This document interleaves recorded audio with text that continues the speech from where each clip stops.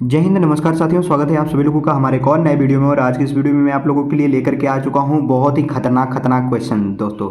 और ये खतरनाक क्वेश्चन आप लोगों को भी करने होंगे मेरे साथ। तो चलिए ज़्यादा देर न करते हुए वीडियो को शुरू करते हैं। सबसे पहला खतरनाक सवाल दोस्तों आप लोगों के स्क्रीन के ऊपर जैसा कि दिखाई दे रहा होगा। चलिए शुरू करते हैं। यदि ए का अर्थ है घटाओ, बी का अर्थ है भाग, सी का अर्थ है गुणा और डी का अर्थ है जोड़, तो निम्नलिखित में से कौन सा अभिव्यक्ति का मान होगा दोस्तों। यहाँ पे हम लोग को इसको सॉल्व करना है जैसा कि आपको स्क्रीन के ऊपर दिखाई दे रहा होगा दोस्तों। यहाँ पे 28 है, 80 बी, 16 सी, 5 डी और 21 है। तो हम लोग क्या कर देंगे, ए बी सी डी के जगह पे उसका जो बताया जा रहा है उसको हम लोग कर लेंगे दोस्तों। तो 28 रखा गया, 28 के बाद क्या है, बी ए है ना, तो ए को क्या बोला जा रहा है, घटाव रखने के लिए, तो घटाव रख लेंगे। यहाँ पे 80 है तो 80 कर लेंगे। बी को क्या बोला जा रहा है, भाग, तो यहाँ पे भाग कर लेंगे। यहाँ पे 16 है तो 16 कर देंगे।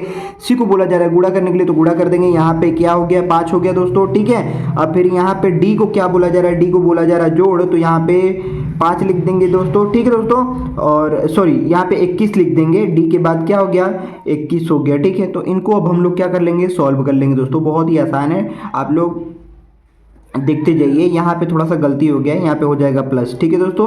यहाँ पे हो गया माइनस, यहाँ पे हो गया भाग, यहाँ पे हो गया गुणा, यहाँ पे हो गया जोड़, ठीक है।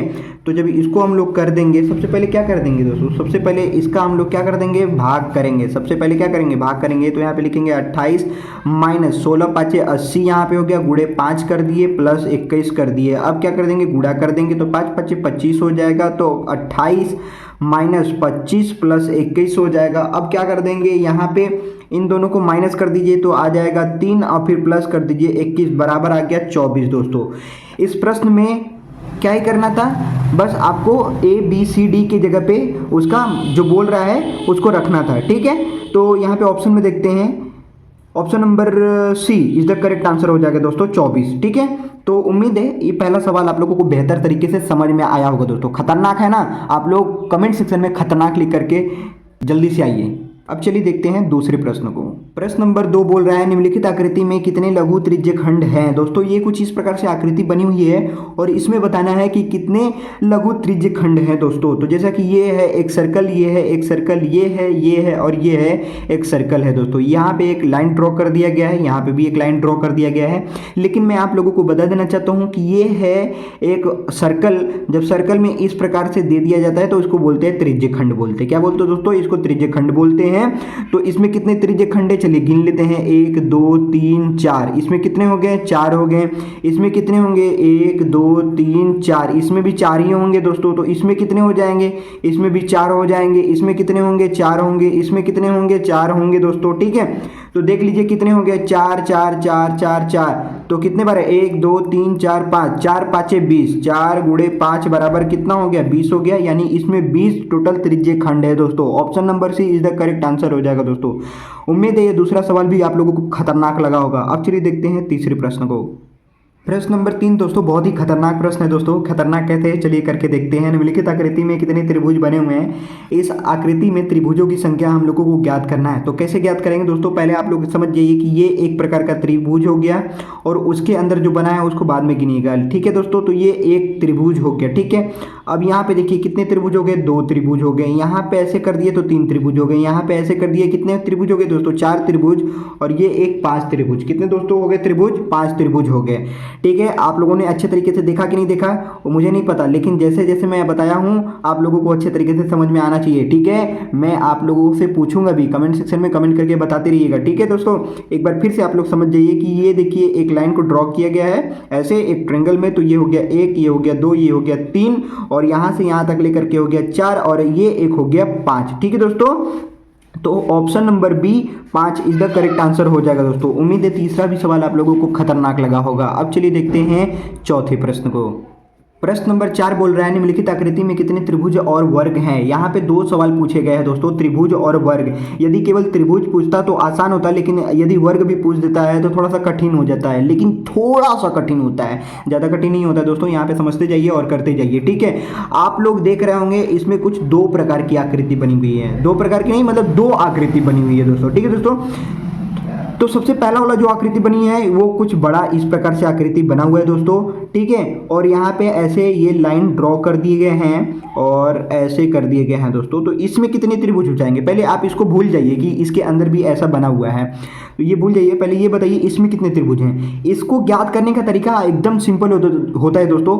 मैं आप लोगों को बताने वाला हूँ, ध्यान से यहाँ पे देखिएगा। जब भी आपको वर्ग में चतुर्भुज दिखाई दे, कितने भुजा, 1 2 3 4, ये 4 भुजा आपको दिखाई दे, तो आप लोग इतना समझ जाइए कि उसका दोगुना होने वाला है। कितना होने वाला है दोस्तों, दोगुना होने वाला है। चलिए हम लोग पहले गिन लेते हैं, 1 2 3 4 5 6, यहाँ पे 6 7 और 8, ये 8 हो गया ना। अब 8 का कर देंगे 2 से गुणा, बराबर हो गया 16। यानी इसमें कितने वर्ग है दोस्तों, इसमें कितने त्रिभुज है दोस्तों, 16 त्रिभुज हैं। तो इसी के छोटा वाले में आकृति में कितने त्रिभुज जुटाएंगे, उतने त्रिभुज होंगे जितना वो बड़ा वाले में है। देख लीजिए 1 2 3 4 5 6 7 8, ये भी 8 का 2 में गुणा कर देंगे, बराबर हो जाएगा 16। और ये 16 दोनों मिलकर के हो जाएंगे 32 हो जाएंगे दोस्तों। कितने हो जाएंगे, 32 हो जाएंगे, ठीक है। तो यहाँ पे त्रिभुजों की तो संख्या निकल करके आ गई 32, लेकिन अब वर्ग का निकालना है दोस्तों। तो दो आकृति में फिर से बना रहा हूँ, इसको समझिए। यहाँ पे हो गया ये बड़ा वाला, ठीक है, ये बड़ा वाला, सॉरी दोस्तों, ये गलत हो गया, पहले ही गलत हो गया, जल्दीबाजी में हो ही जाता है गलत, खैर कोई नहीं। यहाँ पे हो गया, ये देखिए बड़ा वाला हो गया, और ये कुछ इस प्रकार, ये देखिए पहला एक वर्ग हो गया। अब यहाँ से हो गया, देखिए यहाँ से हो गया ये 2, ये 3, ये 4, ये 5, यानी इसमें कितने वर्ग हैं, तो ये हो गए 5, ठीक है। अब वही छोटा वाला का बात कर दिया जाए तो आकृति दोस्तों वही है, बस साइज में अंतर है, ये छोटा बड़ा है। तो इसमें भी कितने हो जाएंगे, 5 हो जाएंगे। 5 5 बराबर कितने हो जाएंगे, 10 हो जाएंगे, यानी कि 32। ये 32 आपका त्रिभुज 10 वर्ग। तो देखिए किसमें है, 32 त्रिभुज 8 वर्ग, 28 त्रिभुज 10 वर्ग, 28 त्रिभुज 8 वर्ग, 32 त्रिभुज 10 वर्ग। ऑप्शन नंबर डी में हम लोग का मिल रहा है दोस्तों, 32 त्रिभुज है और 10 वर्ग है, यानी option number D is the correct answer हो जाएगा दोस्तों। उम्मीद है चौथा सवाल आप लोगों को बेहतर तरीके से समझ में आया होगा दोस्तों। यदि नहीं समझ में आया होगा तो आप लोग डिस्क्रिप्शन में मेरा एक और भी वीडियो है, उसको जाकर के देख लीजिए। इस प्रकार की आपको त्रिभुज निकालने का तरीका बेहतर तरीके से समझ में आ जाएगा दोस्तों। चलिए देखते हैं 5वें प्रश्न को। प्रश्न नंबर 5 दोस्तों बहुत ही खतरनाक है सवाल। चलिए देखते हैं, निम्नलिखित आकृति में त्रिभुज कितने हैं दोस्तों। इसमें भी त्रिभुज की संख्या हम लोगों को ज्ञात करनी है, तो कितने त्रिभुज इस आकृति में बने हैं दोस्तों, चलिए हम लोग पता करते हैं। तो सबसे पहले आप लोग दिमाग में इतना बैठा लीजिए कि जब त्रिभुज पूछे ना, तो यहाँ पे त्रिभुज का एक नक्शा बना लीजिए, ठीक है। यहाँ पे नक्शा बना लिए, ये कितने त्रिभुज है, अभी फिलहाल आपको कितने दिख रहे हैं, एक दिखाई दे रहे हैं, ठीक है। तब अब यहाँ पे देखिए, यहाँ पे जो एक लाइन ऐसे कट किया गया है, यानी ऐसे किया गया है, तो अब कितने हैं अभी भी पता नहीं चल रहा है, ठीक है। अब नहीं पता चल रहा है, क्यों नहीं पता चल रहा है, अभी तो एक थे, अब यहां से यहां तक 2 हो गए, कितने हो गए, 2 हो गए। अभी यहां से एक थे, अब यहां से 2 हो गए। अब देखिए, अभी एक लाइन और खींच दिया गया, तो कितने हो गए, 3 हो गए। कितने हो गए दोस्तों, 3 हो गए। मैं क्वेश्चन पेपर को उठा करके देखा हूं दोस्तों कि यहाँ पे भी एक ऐसे लाइन बनाई गई है, मैं इस लाइन को लिखना भूल गया था, ठीक है दोस्तों। तो यहाँ पे मैं बना दिया हूँ एक लाइन। तो चलिए यहाँ से अब हम लोग ड्रॉ कर लेते हैं ऐसे एक बीच में लाइन। अब बताइए कितने हैं, अब तो गिन नहीं पाएंगे ना आप, चलिए मैं ही बता देता हूँ आपको। यहाँ पे हो गया 1 या 2, यहाँ 3, यहाँ 4, यहाँ पे 5, यहाँ पे 6। अगर ऐसे भी गिनेंगे तो भी आ जाएगा, लेकिन मैं आपको बेहतर तरीका बताता हूँ। यहाँ पे 1, यहाँ पे 2, ठीक है, यहाँ पे 1, यहाँ पे 1, यहाँ पे 2, तो ये कितने हो गए, 2 और एक बड़ा वाला 3, ठीक है। बड़ा वाला कितना हो गया दोस्तों, 3 हो गया। तो अब क्या करेंगे, इस 3 को ऐसे लिख लेंगे, ठीक है दोस्तों। अब यहाँ पे देखेंगे 1 2, तो ये बड़ा वाला 3, यहाँ पे कितने हो गए, 3 हो गए। यहाँ पे 1, यहाँ पे 2 और ये बड़ा वाला 3, यहाँ पे कितने हो गए, 3 हो गए। ये 3 हो गया, ये 3 हो गया, ये 3 हो गया, ठीक है दोस्तों। ये कितने हो गए, टोटल 9 हो गए। अब आगे देखिएगा दोस्तों, आगे यहाँ पे एक मिल रहा है, एक ये वाला त्रिभुज, ठीक है, 2 ये वाला, 3 ये वाला, 4 ये वाला, ठीक है। ये कितने हो गए, 4 त्रिभुज ये हो गए दोस्तों, कितने हो गए, 4 ये हो गए। यहाँ तक समझ में आ गया दोस्तों। अब यहाँ पे एक और चित्र बना हुआ था, ठीक है, इसको भी मैं आपको बता देता हूँ। ऐसे एक चित्र बना हुआ था, ठीक है, यानी वर्ग में चतुर्भुज बना हुआ था। वर्ग में क्या बना था दोस्तों, चतुर्भुज बना हुआ था, यानी जिसकी 4 भुजाएं हो दोस्तों, ठीक है दोस्तों।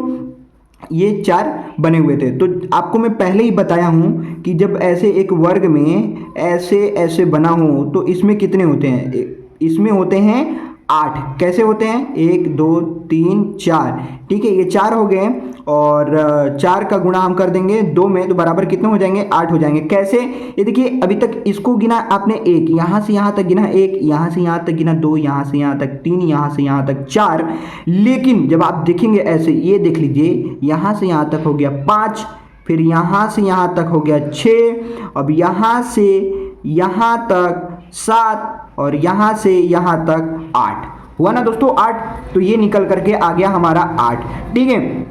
तो अब सबको हम लोग क्या कर लेंगे, जोड़ लेंगे, 3 + 3 + 3 बराबर हो गया, कितना हो गया, 9 हो गया, प्लस ये 4 था तो हम लोग का ये 4 हो गया, फिर ये 8 है तो ये 8 लिख देंगे, ठीक है दोस्तों।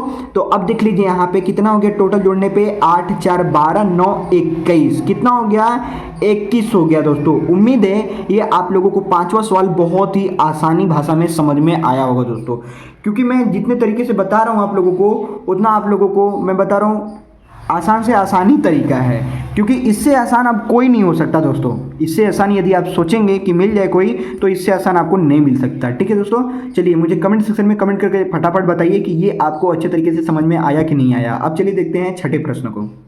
प्रश्न नंबर 6 बोल रहा है, नीचे दी गई श्रृंखला में प्रश्न चिन्ह के स्थान को ज्ञात कीजिए। दोस्तों यहाँ पे प्रश्न चिन्ह के स्थान को हम लोगों को ज्ञात करना है, तो यहाँ पे क्या होगा, तो चलिए हम लोग देखते हैं कि आखिर यहाँ पे क्या होने वाला है। जैसा कि ये श्रृंखला दी गई है 34 42 50 56 62 66 प्रश्नवाचक चिन्ह, यहाँ पे क्या होगा। तो यदि हम लोग इसमें और इसमें देखते हैं कि क्या किया गया है, इसमें और इसमें क्या किया गया है, तो देखते हैं दोस्तों, इसमें और इसमें 8 का अंतर रखा गया है, यानी इसमें +8 कर दिया गया है। अगर 34 में +8 कर देंगे तो 42 हो जाएगा, 42 में +8 कर देंगे तो 50 हो जाएगा।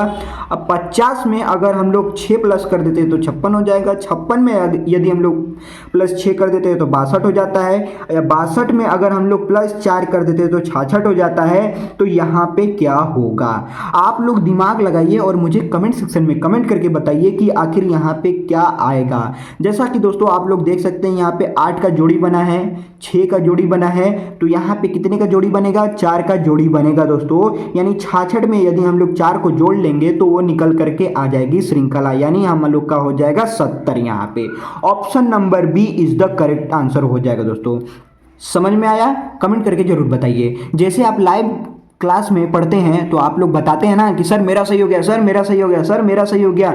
हाँ, यदि आपको डाउट हो जाए तो आप लोग पूछते हैं ना सर से, तो इसी प्रकार से आप लोग लाइव क्लास में भी समझ जाइए यहाँ पे कि आपको कमेंट करना है और कमेंट करके बताने हैं कि आपको आया है कि नहीं आया है। यदि नहीं आया होगा तो मैं आपको फिर से बताने की कोशिश करूँगा और भी बेहतर तरीके से। दोस्तों जो काम कठिन होता है ना उसको आसान किया जाता है, और आसान से आसान किया जाता है समझने के लिए और समझाने के लिए भी, ठीक है दोस्तों। उम्मीद है यहाँ तक आपको समझ में आया होगा। अब चलिए देखते हैं 7वें सवाल को। प्रश्न नंबर 7 कह रहा है, नीचे दिए गए विकल्पों में से संबंधित संख्या को चुनिए। यहाँ पे संबंधित संख्या को हम लोगों को चुनना है। जैसा कि दिया गया है आपके स्क्रीन के ऊपर सवाल कुछ इस प्रकार से 29 31 23 प्रश्नवाचक चिन्ह, यहाँ पे रेशियो, यहाँ पे प्रोपोर्शन, ठीक है दोस्तों, यानी अनुपात और समानुपात दिया गया है, ठीक है दोस्तों। मैं थोड़ा सा बोलने में कंफ्यूज हो जा रहा हूँ, बोलने में गड़बड़ा जा रहा हूँ। खैर आप लोग समझ रहे हैं ना, आप लोग मुझे बताते रहिएगा कमेंट करके, ठीक है दोस्तों। इसका भी चलिए कमेंट करके बताइए फटाफट क्या होगा। अब यहाँ पे 29 है ना, तो यहाँ पे लिख लेंगे 29, यहाँ पे 31 है तो 31 लिख लेंगे। यहाँ पे समानुपात का चिन्ह है और यहाँ पे 23, यहाँ पे अनुपात प्रश्नवाचक चिन्ह। दोस्तों यहाँ पे समझ जाइए कि जब समानुपात का चिन्ह दे तो समानुपात का चिन्ह का मतलब वही होता है बराबर।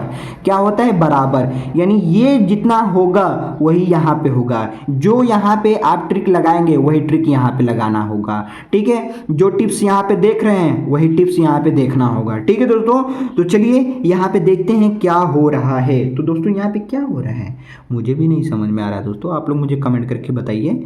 अच्छा समझ में आ गया क्या हो रहा है। इसमें 2 को जोड़ा जा रहा है, +2 किया जा रहा है, तो इसमें भी 2 जोड़ दें। चलिए 2 जोड़ देते हैं, तो 23 में +2 कर देते बराबर हो गया 25। कितना हो गया, 25 हो गया।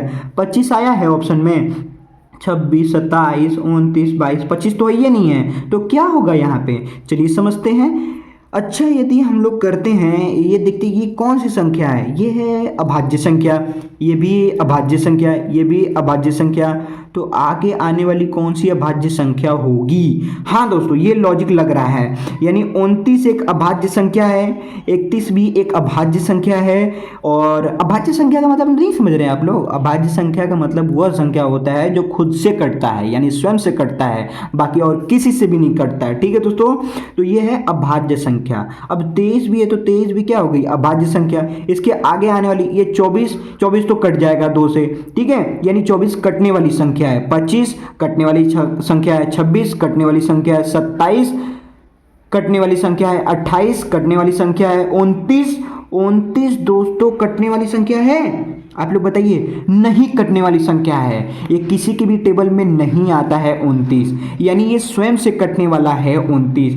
तो यहाँ पे प्रश्नवाचक चिन्ह के स्थान पे हो जाएगा हम लोगों का 29। तो प्रश्न नंबर 7 का option number C 29 is the correct answer हो जाएगा दोस्तों। उम्मीद है ये 7वां सवाल आप लोगों को बेहतर तरीके से समझ में आया होगा। अब भाज्य का मतलब आप लोगों को समझ में आ गया, आप लोग मुझे कमेंट करके जरूर बताइए। अब चलिए देखते हैं 8वें प्रश्न को। प्रश्न नंबर 8 बोल रहा है, दिए गए पासों में संख्या 4 के विपरीत कौन सी संख्या होगी, यानी इस 4 के या इस 4 के विपरीत कौन सी संख्या होने वाली है, इसको हम लोगों को पता करना है और बताना है दोस्तों क्या होगा। आप लोग मुझे कमेंट सेक्शन में कमेंट करके बताइए कि 4 के विपरीत कौन सी संख्या होगी दोस्तों। ठीक है, बहुत सारा सवाल मैंने आप लोगों को बताया है, अभी तक आप लोग कमेंट अगर नहीं करके बताएंगे तो कब बताएंगे। ठीक है, आप लोग कमेंट करके मुझे बताते रहिए आपको आया कि नहीं आया, यदि आया तो भी बताइए, यदि नहीं आया तो भी बताइए। ठीक है दोस्तों, हाँ या ना में जवाब देते रहेंगे तब तो आगे हम लोग बढ़ेंगे, ऐसे थोड़ी बढ़ने वाले हैं। ठीक है, ऐसे लाइव क्लास में बस जब आप देखते हैं ना तभी बस आप बोलते हैं, ऐसे ऑनलाइन क्लास में भी आप बोला कीजिए, बोला नहीं मतलब लिखा कीजिए। ठीक है, चलिए देखते हैं। यहाँ पे 4 और 4 कॉमन मिल जाएंगे, 1 और 1 कॉमन मिल जाएंगे, तो बचे क्या, 6 और 5 बचे, 6 और 5 बचे।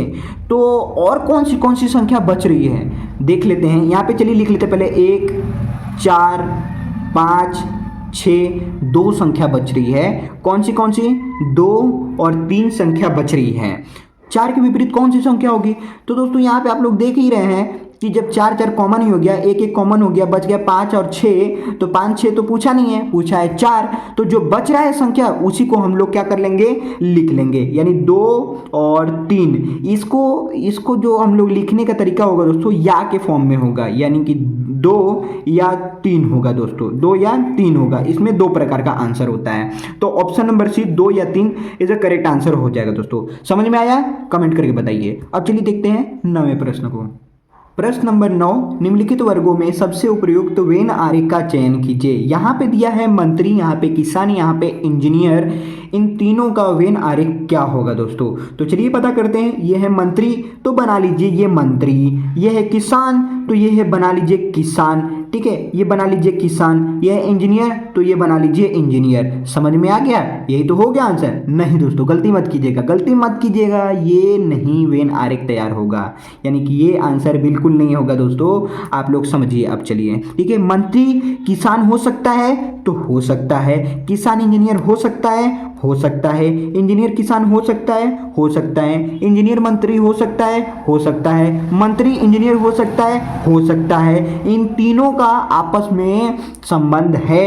एक मंत्री किसान बनता है, एक किसान इंजीनियर बनता है, एक इंजीनियर किसान बनता है, एक इंजीनियर मंत्री बनता है, यानी तीनों में आपस में क्या है, संबंध है। तो इसका जो चलचित्र बनेगा दोस्तों वो कुछ इस प्रकार से हो जाएगा। ये आकृति जाकर के इसमें सट जाएगी, ये भी आकृति इन दोनों में आकर के सट जाएगी, और ये भी आकृति इन दोनों में जाके सट जाएगी, यानी जो तैयार होगा वो कुछ इस प्रकार से तैयार हो जाएगा दोस्तों। ये हो गया मंत्री, और ये हो गया किसान, और ये हो गया इंजीनियर, यानी तीनों लोग आपस में एक संबंध बना रहे हैं। मंत्री बन सकता है इंजीनियर, इंजीनियर बन सकता है किसान, किसान बन सकता है मंत्री, मंत्री बन सकता है इंजीनियर। समझ में आया दोस्तों। तो option number B is the correct answer हो जाएगा दोस्तों। उम्मीद है 9वां सवाल आप लोगों को बेहतर तरीके से समझ में आया होगा। ऐसे करके सवाल मैं आप लोगों को पहले भी बताया हूं, यदि आप लोगों ने पहला वीडियो नहीं देखा है तो आप लोग मुझे डिस्क्रिप्शन में जाकर के देख लीजिए। ठीक है दोस्तों, अब चलिए देखते हैं 10वें प्रश्न को। प्रश्न नंबर 10 बोल रहा है किसी कोड भाषा में एयरपोर्ट को AIOPRROT लिखा जाता है, तो उसी भाषा में स्टेशन को किस प्रकार लिखा जाएगा। तो चलिए हम लोग पहले इसको कर लेते हैं। AIRPORT एयरपोर्ट को लिखा जाता है AIOPRRT लिखा जाता है। तो स्टेशन को क्या लिखा जाएगा दोस्तों, चलिए आप लोग मुझे कमेंट करके बताइए। ठीक है, तो चलिए मैं आपको यहाँ पे बताता हूँ, समझिएगा। ठीक है, पहले कमेंट करके आइए। ठीक है, समझने के लिए आप लोग का आंसर गलत हो या सही कमेंट करके आएंगे तब तो समझेंगे। ठीक है, चलिए समझिए। अब यहाँ पे क्या तरीका अपनाया है, यहाँ पे जो लॉजिक लगाया है दोस्तों वो कुछ इस प्रकार से लॉजिक लगाया है कि एयरपोर्ट को लिखा गया है किस तरह से, वर्णमाला के रूप में लिखा गया है। किस तरीके से लिखा गया है, वर्णमाला के रूप में, यानी जैसे ए के बाद क्या आता है बी, ए के बाद क्या आता है बी, बी के बाद सी, डी, ई, एफ, इस प्रकार से बनाया है इसको। पहले ए आता है तो ए लिख लिया, आई आता है उसके बाद तो आई लिख लिया, फिर क्या आता है यहाँ पे ओ आ गया पहले तो ओ लिख लिया, ओ के बाद क्या आएगा पी आएगा, पी के बाद आर आएगा तो आर आर लिख लिया, फिर उसके बाद आएगा टी तो यहाँ पे टी लिख लिया। उसी प्रकार से दोस्तों हम लोगों को स्टेशन का भी बनाना है। तो स्टेशन का क्या हो जाएगा, ए पहले आएगा, फिर आएगा आई, फिर आएगा एन, फिर आएगा ओ, फिर क्या आएगा दोस्तों बताइए बताइए बताइए, आएगा एस, फिर उसके बाद क्या आएगा टी, फिर उसके बाद क्या आएगा टी। आ गया समझ में, पहले आया ए तो ए को लिख लिए, फिर उसके बाद आया आई तो आई को लिख लिए, उसके बाद आएगा एन तो एन को लिख लिए, फिर तो ओ लिख लिए, फिर एस आया तो एस लिख लिए, फिर टी आया तो टी लिख लिए, फिर टी आया तो टी लिख लिए। हमारा हो गया AINOSTT। चलिए देखते हैं ANOISTT, option number C is a correct answer हो जाएगा दोस्तों। उम्मीद है ये 10वां भी सवाल आप लोगों को बेहतर तरीके से समझ में आया होगा। यदि अगर आप लोगों को किसी भी प्रकार का डाउट होगा तो आप लोग मुझे कमेंट करके बता दीजिए, मैं उस डाउट को अच्छे तरीके से सॉल्व कर दूंगा दोस्तों। आई होप ये वीडियो आप लोगों को पसंद आया होगा, पसंद आया तो लाइक कर देना, चैनल पे नहीं तो चैनल को सब्सक्राइब कर देना। मिलते हैं ऐसा जबरदस्त कंटेंट के साथ, तब तक के लिए जय हिंद, वंदे मातरम।